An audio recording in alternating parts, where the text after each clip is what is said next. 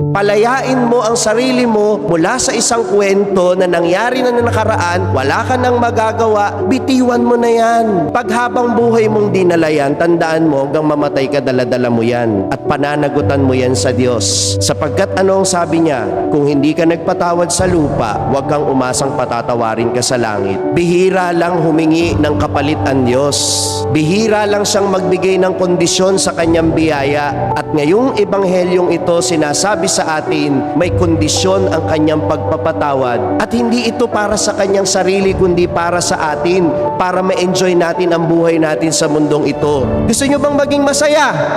O di palayain nyo ang puso ninyo mula sa hindi pagpapatawad.